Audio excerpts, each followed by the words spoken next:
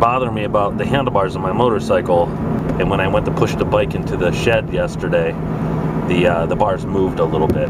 So this isn't the first time I've had this issue. I did have this issue on my Triumph back in the day, and came up with a pretty good solution for it, and I'm gonna have to apparently apply that to this bike. So we'll head to the hardware store and see if they have what I'm looking for.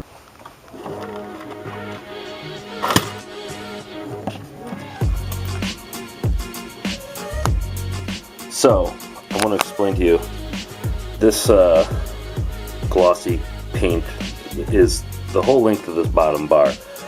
The original bars had a gnarled end to meet the aluminum here. You see that? And stop the bars from going back and forth. They don't really go back and forth unless you really give them a good push. I'm not going to push them. Sometimes you get what you pay for. This is the case here. The bars were like not a lot of money, so I guess I got what I paid for. Now I'm going to have to do a trick that I used before. I had a Triumph Thunderbird, and they had some bars put on back then. I had them put on by a shop, and they were taller, much taller, and like mini ape hangers, and they went on me at a brake light one time. Not terribly bad, but they went enough that I was surprised the shop didn't tell me about it. So to alleviate that issue, I took and drilled 2 holes straight through the riser into the bar and back through the bar.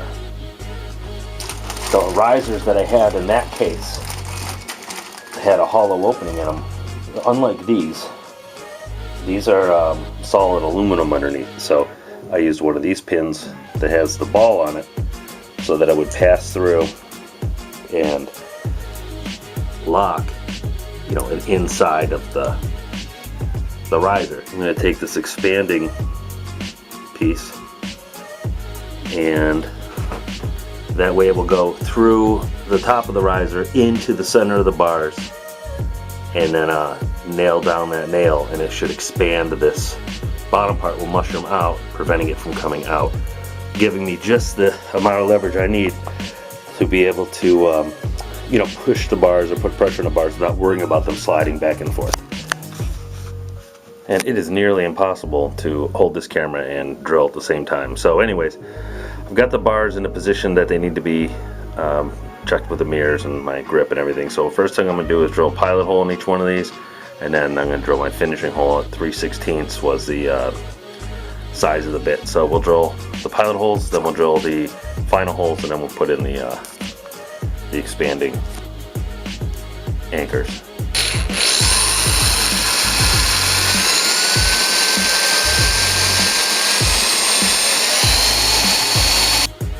So to prevent moisture from getting inside, I'm going to actually use some silicone on these.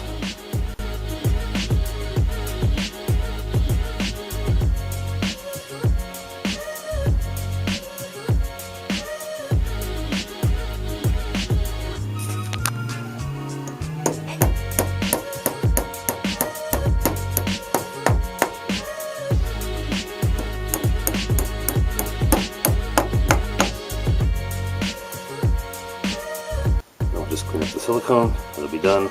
Bars are secure, no more sliding around.